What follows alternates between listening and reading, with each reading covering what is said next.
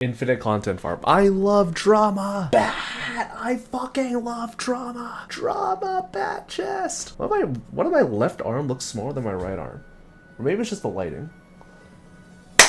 Gamers, gals, and my non-binary pals. Every once in a while, Yu-Gi-Oh will be very centralized around, you know, a group of cards. Some might say that they were the tournament cards. Some might say they were the Kashira cards. But ever so slightly, every once in a while, there comes one card to come and ruin it all for us. For a while it was Shifter, for an even longer while it was Maxi. Currently, it's Fuwaloss, which Team Raid and Trade got very mad that I stole a Facebook post for. So YCS Niagara Falls is going on, and when you look at every single one of Jesse's, whatever it's called, his match reports, you'll notice something a little silly. Perulia, I have Fua. Shifter, Shifted and Fua. Perulia, Game 2. Perulia, Game 3. Perulia, Game 1. Fua, Game 2.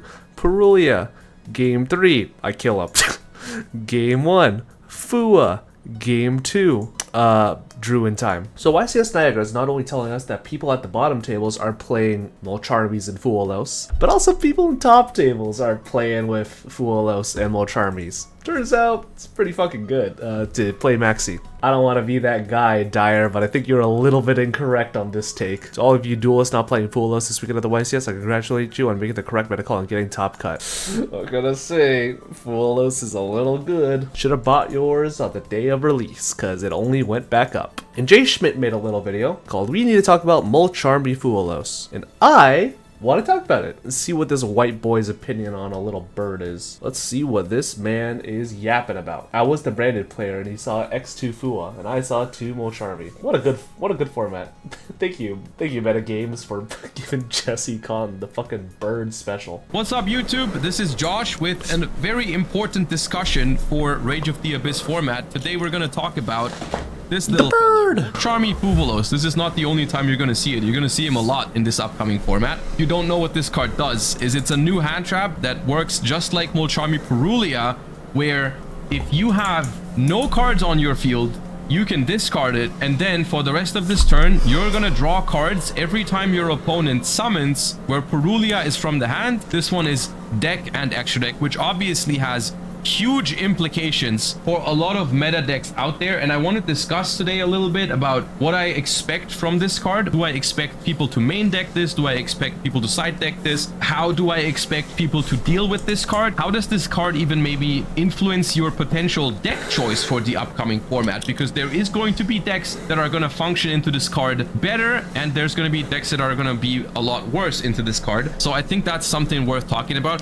Before we go into this, I want to emphasize, I thought about this card a lot in the recent days. I too have thought about it a lot. I tweeted about it a lot too. Wow, another Maxi and TCG players are crying because they can't jerk off their combo. It's not the idea that like you can't combo or like combo players stay mad. I mean, that's part of the reason, but it's also the idea that the decks that can play through the Molcharmies or survive in a Molcharmy format are so much better relative to decks that are unable to. Like the easiest I could give as an example is like Mimighoul. Like Mimighoul is a very, very good deck, but this is a deck that special summons from the hand and deck and extra deck. Like it's nobody's fucking business. Like every single one of the new Mimighoul cards specials from hand. Every one of the Mimighoul new support monsters is an extra deck card. It's a very difficult thing to ask players like, hey, we're gonna print these cards that just basically invalidate every single deck that you may or may not own. And if you do want to stay competitively relevant within the game, you're gonna have to buy like yugioh, which funnily enough doesn't even do that well into fucking Fuwaloss. Or you're gonna have to buy like Stake Eye Azamina, or you're gonna have to buy like A deck, B deck, C deck, D deck. Doesn't really matter. The thing is that Fuwaloss, basically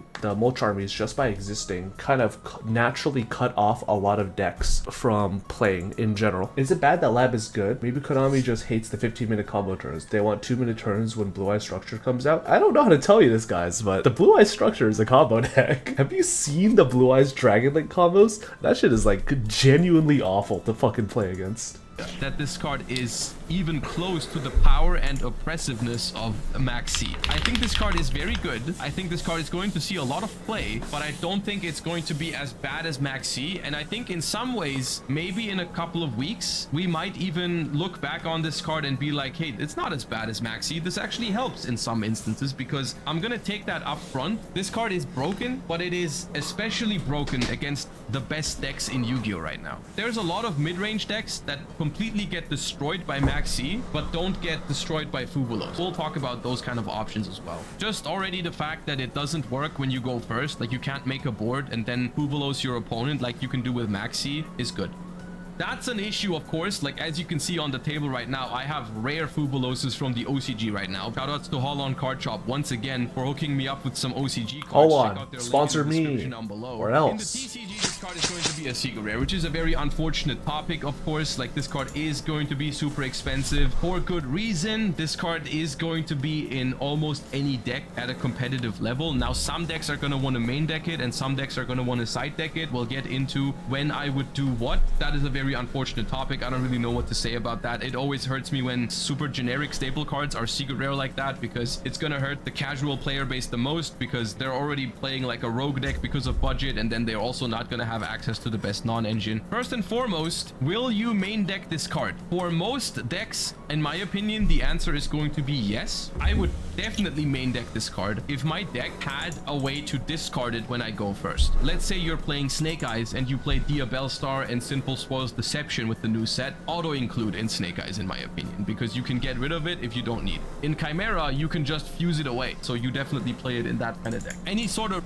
Yeah, the fact that the Fuwaloss technically has an application going first as like a technically it's a free discard already makes it like main deckable in so many things. It's not like a card where it's just like you can only activate this on the second turn of the duel or like whatever, like some dumb shit like that. Like this card, like at worst, is just a free card to discard, which isn't even that bad, as well as the fact that it's like non-engine, that, you know, when you look at the progression of Yu-Gi-Oh power levels within the format in regards to how decks just naturally get stronger and stronger with better one-card combos, better board breakers, better ability to draw more hand traps, that sort of deal. That's where cards like Fuwaloss were like, even though you're gonna break on it like a couple times, like 33% of the time going first, like the other 33% of the time when you're going second and you lose a dice roll, you're just gonna hit your opponent with the Fuwaloss response. And what he said about the casual players not being able to afford it and how this only hurts casual players, I did like a little poll earlier where, like, I'm not gonna pretend like a sample of 91 is like the greatest fucking statistical analysis of all time, but where like 86% of people are saying like, oh, I can't buy this because I don't want to buy it, or it's just like too expensive, or like I just generally dislike Yu-Gi-Oh so much that I'm quitting the game. You know, the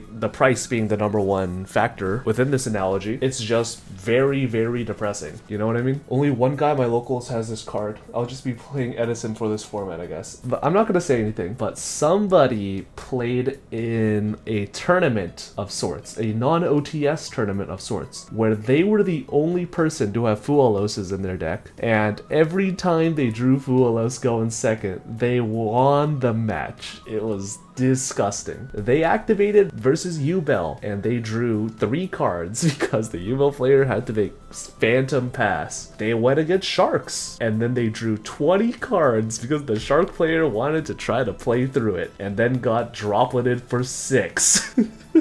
So fucking funny. Like they made like the fucking com board of like Double Toad, the Armor, and like I don't know, some other guys, and it was just like, yeah, fuck it, droplets and 6. Who cares? And then they just like went full combo. I was just like, oh, well, we tried. People at my locals will have this card, which will suck. It will definitely create like a really shitty dynamic of people being like, oh, I guess I'm forced to play this card. And if I don't, I'm just making my deck naturally worse versus like 90% of the field. It reminds me a lot of like Phantasme when it came out. Like Phantasme is the only other like staple card in recent memory that I remember reaching this levels of price outside of like maybe Magician Souls, but Magician Vision Souls wasn't really a staple. Like Phantasme during like toss format was like $140, $150. You didn't have to play it, but it was really, really good. But Fuwaloss is a card that's actually so generic that like, oh yeah, you're forced to play this card. Runic combo variant. Of course, they're not the most meta relevant, but that's another example where you can just pitch it. Centurion is another deck that can main deck it and then just pitch it for the field spell. So those are the kind of decks where, in my opinion, you will always main deck this card. If you don't have a way to discard it, you're basically playing a card like Dark Ruler in your main deck or Evenly that doesn't have any applications when you go first, but is a very good card when you go second. Now let's talk about the implications this card has on the game. The one thing about this card that makes me hate this card a lot less than Maxi, at least in my head, keep in mind, I haven't played in a format with this card yet. This is mostly in theory. I feel like this card offers you a little more ability to play around than Maxi. There is decks where you can take a line under Fuwaloss that would never be possible under Maxi. And I'm going to use Centurion as an example just because I have all the cards around and I do really like the deck. And I think it's a great example of a mid-range deck that is weaker than other decks,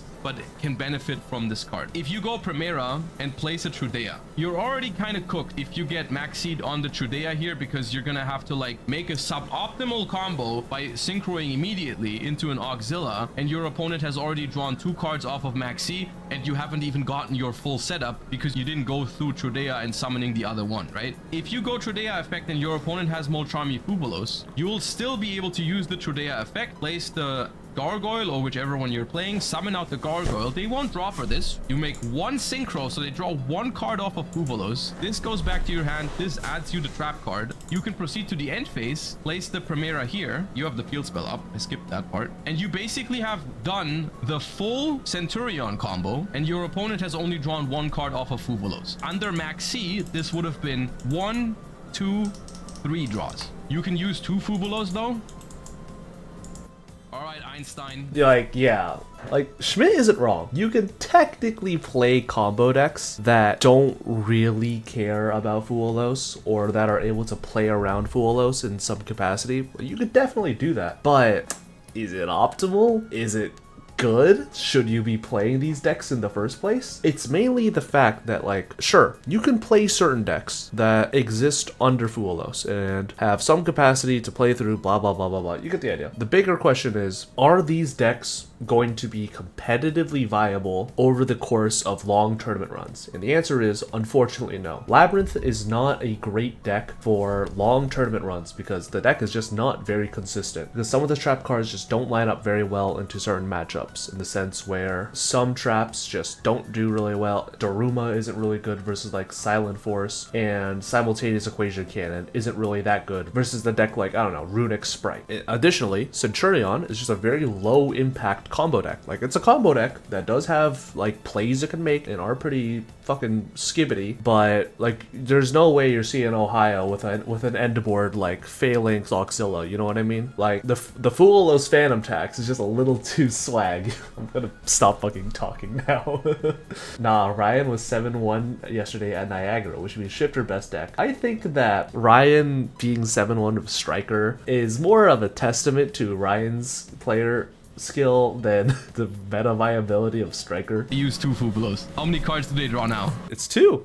Anyways, moving on. Thank you for that valuable input. What I'm trying to say is that I think there are more lines to play around Fuwaloss than there are to play around Maxi, especially for mid-range decks. And in my mid-range, it's not a real term. If you think about it, the decks that don't really have a way to respect Fuwaloss are the decks that do way too much anyways. Plants, Snake Eye and Yubel, like those kind of decks, like their lines draw an absurd amount of cards under Fuwaloss. There are some rogue decks that are really going to suffer from it, but like for the most part, I think if you look at the metagame right now, the decks that suffered the most from it are anything that uses the Fiendsmith engine, because the Fiendsmith engine is terrible into Fuwaloss. The Centurion combo, 1 draw into Fuwaloss. The Fiendsmith combo, Engraver, no draw yet. Cracked, Lurie, Requiem, 1 draw. Requiem effect into the new Lacrima, 2 draws. Send another Fiendsmith, bring back the Fiendsmith, link into Sequence, 3 draws. Sequence effect to summon like Desiree, keep 4 draws. comboing. Fiendsmith gets cooked by Fuwaloss. And so does the entirety of Yubel. This summons from deck, this summons from deck. If you destroy Yubel, you summon the Terror Incarnate. Yubel is actually so fucking awful into this deck in particular. It's not even funny. Fuwaloss eats Yubel alive. If you ever wanted to like watch a Yubel player like mentally just be in fucking anguish, you activate one Fuwaloss against them, they're gonna fucking want to kill themselves like on the spot. It's so funny. Like that deck just doesn't do anything under Fuwaloss. It's like, oh, Lotus, I guess. Spirit, oh shit. Phantom, oh shit. Yubel, oh shit. Terror Incarnate, oh shit, if they're still playing level 12 for some reason. Nightmare Throne, oh shit. Yama, oh shit. Like go into Yama, that's pretty bad. From the deck, and then obviously you're making a whole lot of extra deck summons. Every Phantom, Yama into Rages, multiple summons from the extra deck. If you want to set up the Varudras, that's an extra draw. Caesar, the Fiendsmith cards are also in this deck. So the question now is, what are people going to do if Fuwaloss is dropped onto you? And I'm gonna be honest with you, if your deck does not have a good answer to Fuwaloss, like not a good line under Fuwaloss, I straight up, I would not play a deck that does not have a good plan under Fuwaloss. And when I say a good plan, I mean like an actual solid plan. For example, I think Snake Eyes are genuinely not terrible into it. It depends what you start with. If you start with Bonfire or Snake Eye Ash, it's like okay. Like for example, if you go Snake Eye Ash into Poplar and then they Fuwaloss you here, Poplar searches Divine Temple and Divine Temple places like whatever you want, Snake Eyes, Diabellstar, or Flamberge, or Oak, but then you can go IP Masquerena and give them one drop. And you have Temple plus 2 things in the spell trap zone. And that's like fine. That's genuinely okay if you have non-engineer deck. Like that's not terrible. But it stops you from doing completely crazy things, which is good. And then the Fire King cards, which can honestly to an extent function quite well under Fuwaloss as well. I don't want to go through every single deck. I think these 2 cards are going to be your best friends in most decks against Fuwaloss. There's obviously other cards that you can end on, but IP Masquerena and Silhouette Rabbit are like the easiest one to reach with just 1 summon from the extra deck. And I think that is mostly going to be the goal. Don't summon more than once from the extra deck after you get Fuwaloss. Certain decks can do that and certain decks can't. A lot of decks will unfortunately get caught in the crossfire, I think, because like I said, not every rogue deck or not every mid-range deck has the luxury like Centurion to end on like a really good combo under Fuwaloss and not actually care about it. Labyrinth is another deck that really does not care about Fuwaloss, obvious, right? So I think those kind of decks are going to get a boost, but I think based on the fact that this card hits mostly the most degenerate decks in the format right now the hardest, I actually don't mind it right now. Like in my head, I think Fuwaloss is going to be better for the game than people think, because it is overall a more balanced version of Max C, and I always felt like the idea behind Max C was fine, the execution was just very outdated. I have some hope that we're gonna look back at Fuwaloss and be like, it's not actually as cringe as we expect it to be. But I feel like you can make that argument and say like, oh, if your deck doesn't have a good line under Fuwaloss, like it might not be worth playing. Like he's not wrong, but at the same time, it's just like a very depressing look into the game as a whole. And it's like, you look at like your Mermail Atlantean deck, you look at like Drytron. I guess like theoretically, Drytron can play through Fuwaloss pretty well. Yeah, now that I think about it, Drytron's kind of got like, you go into Moo Beta, it's like 1 draw. Pretty good. Ritual summoning meta. Chat, buy out your Ben 10s, baby. We're going to the moon. But, you know, it's a very depressing look into Yu-Gi-Oh! Just being like, oh, some decks literally just lose on the spot to Fuwaloss. It's just like, what's the fucking point, you know? It could be, I'm not sure. In case you're wondering, what should I do with Fuwaloss coming to the game? What kind of routes can I take in terms of beating this card or playing around this card? And in deck choice in general. In my opinion, there's 3 things you can do. You can just keep playing whichever deck you're playing that's terrible into Fuwaloss. Ignore the card, quote unquote, by doing what everyone does in Master Duel, which is play the little mini game. You play your Yubel combo deck and you just include 3 Ash Blossoms, 3 Crossouts, and a Cult by the Grave, which will give you 7 outs to Molcharmy Fuwaloss. Wahali, we will simply draw your it. Opponent has the card, you just look at your hand and you check if you have an out to it, and if you do, that's great, and if you don't, you lose. Sometimes the best deck in Master Duel has to play the Maxi minigame. It can still be the best deck because there's enough outs to it statistically that you're gonna have one often. Option B is I think you can very realistically play a deck that just does not care about this card at all. There's a couple of options. Labyrinth, Tenpai is probably the most popular example because Tenpai goes second, so by default it doesn't care about this card. Blue or something like that, right? Kashtira, there's decks that don't care about this card at all. And then there's the third option, which is probably my preferred option right now, playing a deck that has a full combo that cares about Fuwaloss, but has a solid line under it. For example, I think Snake Eyes and Fire King variations could be a lot better into Fuwaloss than Yubel, because yeah, your full combo plays into it. You have to go for a weaker combo if you get hit with it, but it's by no means you're just passing the turn, right? It's so much better than getting hit with Max Seed. You have so many more options. You can still go for your Onyx special, your Garunix special from the hand, your Kirin revive. Your opponent won't draw for any of those, so you can still play a mid-range deck. Basically, you just need two different versions of your combo, one under Fuwaloss and one not under Fuwaloss. Another example is the Centurion deck I mentioned earlier. You can go for some fancier lines with the new level 8 synchro, fully setting up, drawing extra cards and all that kind of stuff. Like, it can be really powerful. If you get hit with the Fuwaloss, you don't want to do that. You want to do the standard, just give them a singular draw and still end on your full Centurion combo. One of the things I want to experiment is kind of like this idea of at what point should you stop giving your opponent Fuwaloss draws? Because I think if it's like you give them one Fuwaloss draw, like sure, like who cares? It's Upstart Goblin.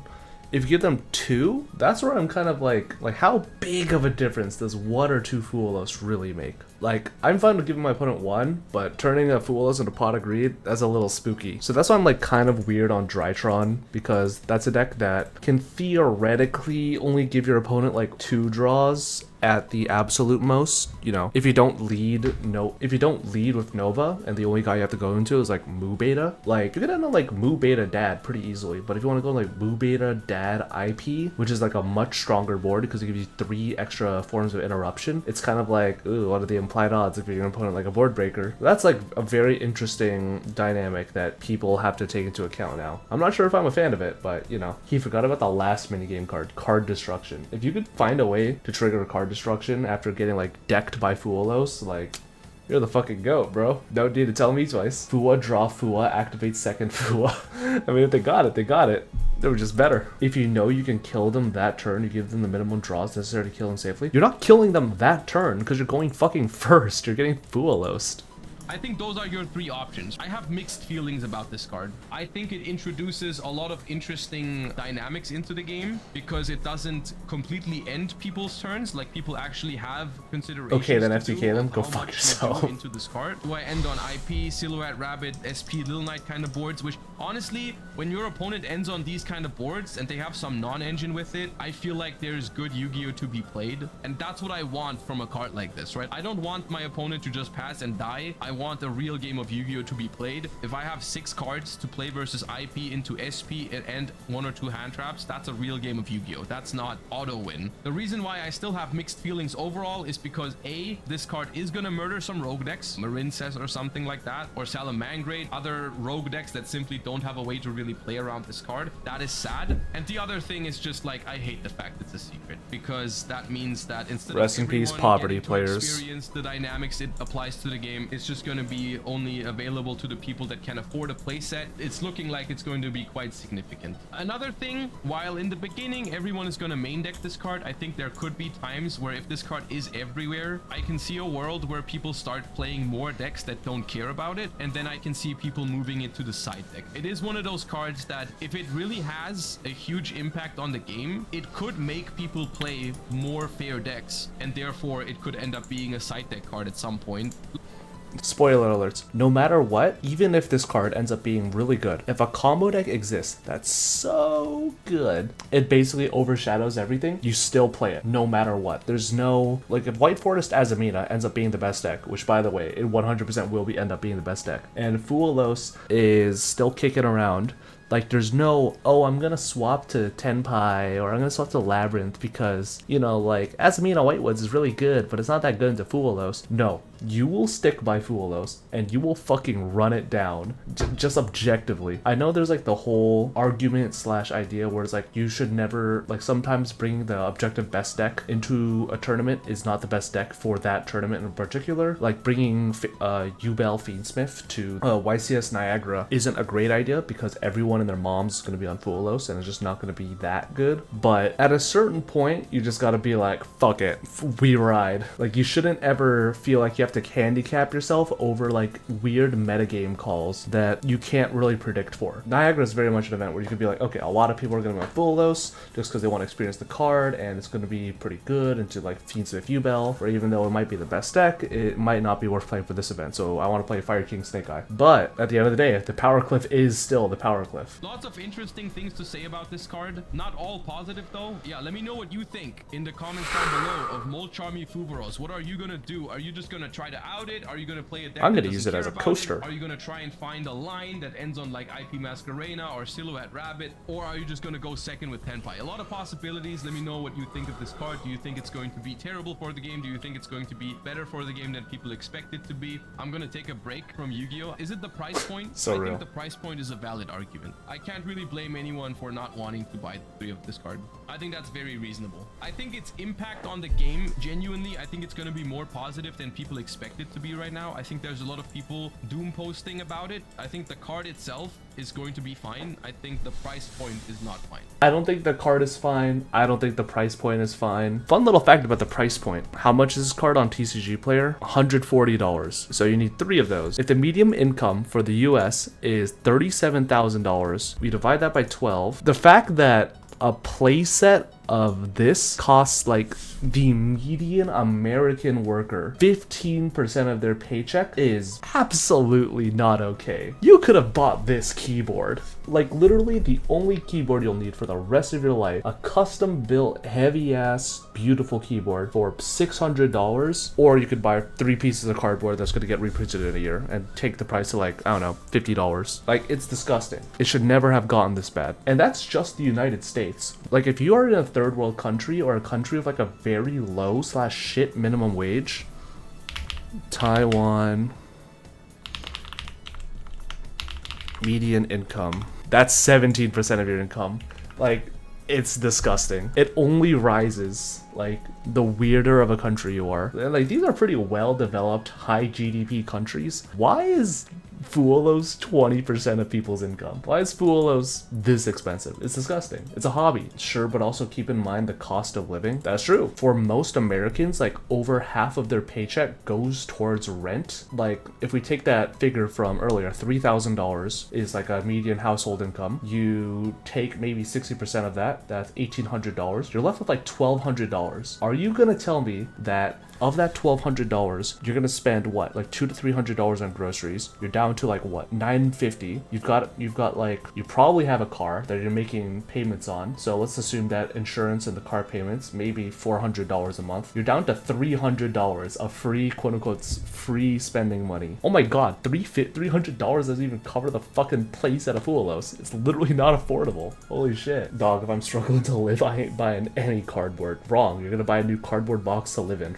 Right between the McDonald's and Starbucks. Doesn't this discussion occur every time a card is over $100? Lightning Sword, Imperm. This isn't Konami's first rodeo. Yeah, but this is like the first time in a while where a card's reached like this bad. We kind of had this with like SP Little Knight, but SP Little Knight was like arguably a one of, so it wasn't like the end of the world. But, you know, we're reaching like Imperm, Ash, Lightning Storm, like Phantasme. We're doing it all over again. Already calling for a ban. I am sick. I don't want this card to be banned, at least right now. There is a chance I'm wrong and the card ends up being more toxic than I expect it to be. I don't think so though. I'm quite positive about its impact on the game. I think it's going to be fine. So in that regard, I think what people should be calling for is a reprint. That's what we need. Also, another thing I wanted to say, the development of this card's price and all that has been so confusing to me because Molcharmy Perulia was announced and people were like, okay, this card is fine, this card is good, but it's not too crazy. And then Molcharmy Fuwaloss got announced. This card got a lot cheaper because of it, I feel like, because everyone was like, well, Fuwaloss is going to be the more popular one.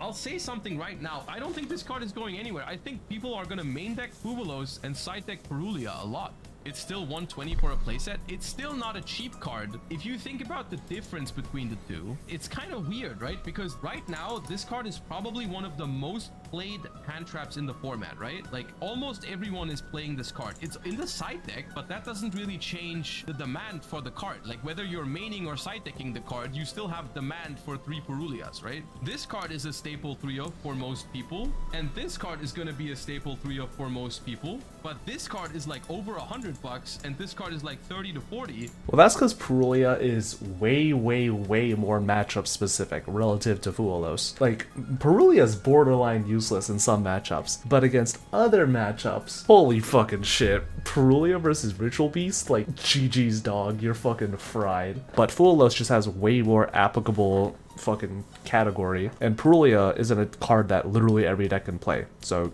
you know, slap it in the side deck. Purulia's like the Ghost Spell of Maxis. Purulia's kind of like, if Fuwaloss is like the Ash Blossom / Imperma Maxis, Purulia's kind of like the Nibiru or Droll and Lockbird. Like some matchups, this card fucking hoses. But like there are also a lot of matchups where just like this card will just sit in your hand and you want to kill yourself. To be honest, it'd be a specific counter, so I'd say it's like Ogre. That too. Because this card is better than this card, but that doesn't really matter because most people are going to play both. It's weird.